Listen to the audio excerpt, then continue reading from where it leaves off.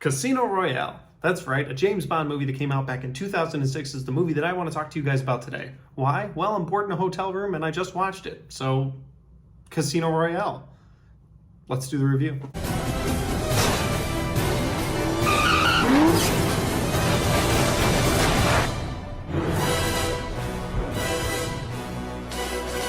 And so guys, before I get into my review for Casino Royale, I actually have to tell you a little bit of a story. The very first time that I saw Casino Royale, this is a good story, I promise. So the year is 2006, I'm 16 years old, I'm looking for summer work, and I was working for this guy who owned an apartment building, and this guy would pay me cash to clean up the apartments after people had been evicted. When people were evicted, usually they left all their stuff behind. He was like, you can't keep anything from the apartment. And I was like, cool, gotcha, no problem. So I'm taking all this stuff out, throwing all this stuff away. Not sure how legal that was, but whatever. I'm doing all that stuff, and I find a copy of Casino Royale that had been burned onto a disc. And I was like, I don't care if I get fired for taking this. I don't think you'll ever know.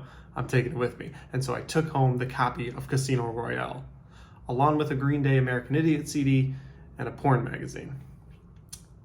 Hey, I was 16. So I get home with Casino Royale, I put it in the DVD player, I hit play, and Casino Royale started.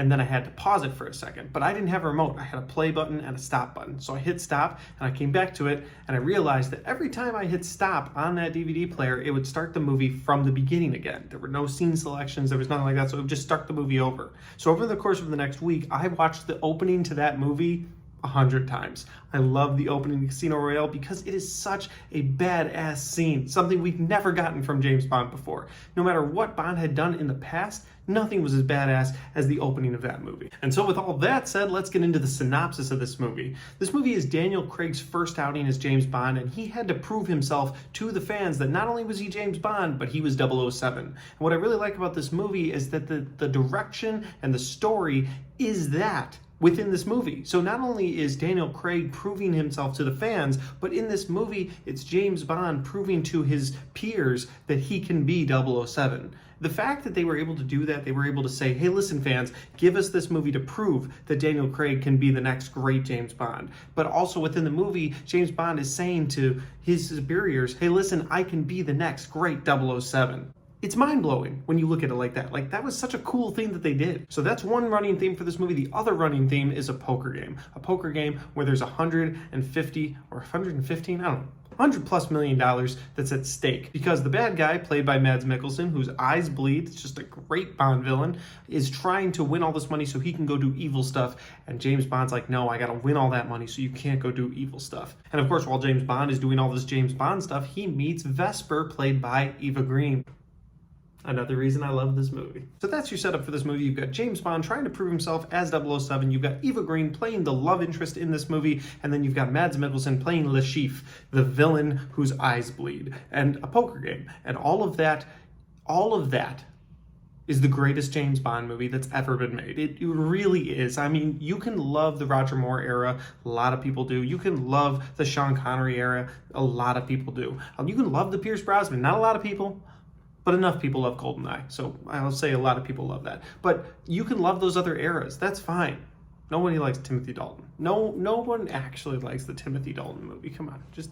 So say what you will about the other Daniel Craig movies, some of them are hit, some of them are miss. We'll get to those. Maybe we'll get to those one day. But for now, with Casino Royale, this was a hit. But now that I've given you those key elements to the story, let me get into the things that I love about this movie.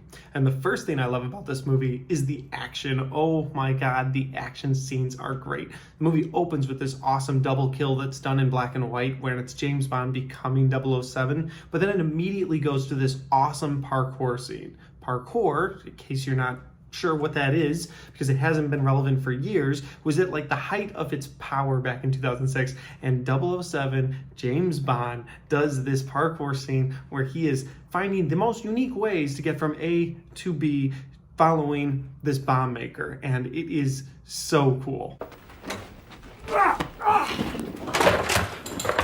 Parkour! After that scene, you get into a physical altercation at an airport where he has to take on this guy and try to stop a bomb from blowing up an entire plane. It's such a good action scene, and the way that scene ends, you know what I'm talking about. That way that scene ends is just brilliant.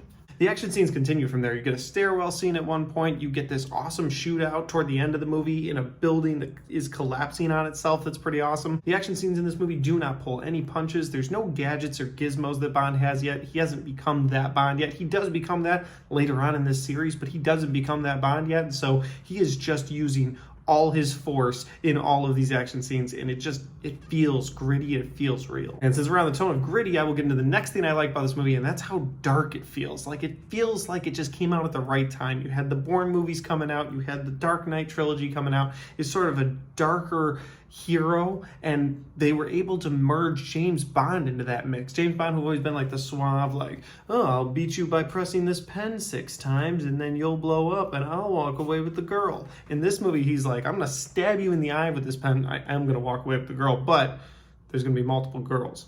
Like, that's what it feels like. It's just this awesome, gritty, dark story about the origin of James Bond, just how ruthless he has to be to prove himself as 007. Okay, guys, so I was totally blanked when I was shooting this review, and I feel really bad for just throwing this in the middle of a review, but I can't talk about my likes for this movie and not talk about the end scene. So in the end scene for this movie, Mr. White gets a call. Mr. White, the one that saved James Bond earlier in the movie, but the one connected to the organization that turned Vesper bad. And so James Bond's like, you know what? I'm going after this guy. So the guy answers his phone and boom, gets shot in the knee. And James Bond walks up and says, the name's Bond. James Bond. And then for the first time in the movie, they play the James Bond theme song. It's such a perfect moment. I had to throw this in this review. So weirdly placed. Back to the regular review.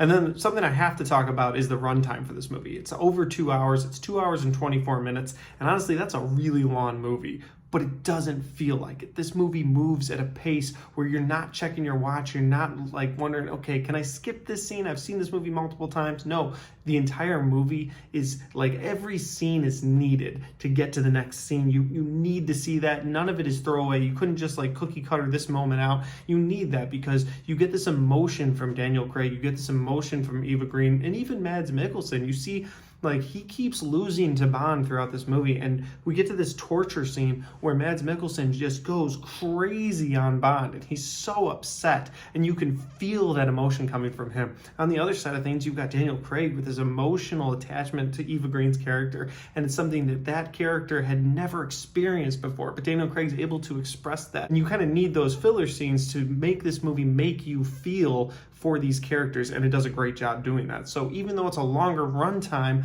I think every moment of this movie was needed. Overall, guys, I think this movie is damn near perfect. I don't have any negatives to say. I think everyone in this movie was perfectly cast. I love the storyline they build in this movie. I love how they're gonna get to Spectre and everything going on with that evil organization, but they're building it slowly. This is a movie that knows what it's going to do in a couple of movies, and I love how they get there. By the time you get to Spectre, you've been watching 3 or 4 movies and you're just ready for it. You're so hyped for it. Like, you're like, okay, Spectre's been a pain in his ass. He's coming for him now. Here we go with Spectre. Like, they take their time with this franchise, and it all starts right here, where the first thing they do is they say, let's focus on creating Bond and giving the fans exactly what they need, and then we'll get into more of the, okay, evil organization, what's going on the other side of this. Like, let's focus on Bond, and I love that they chose that.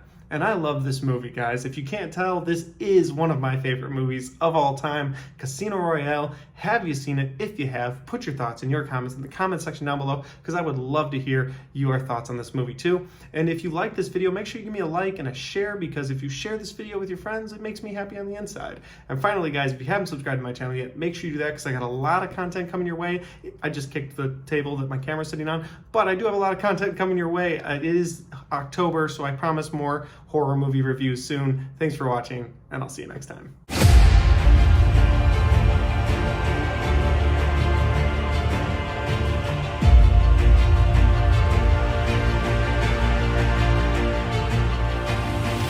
Hardcore parkour! Hardcore parkour! I'm right behind you, Andy! Come on!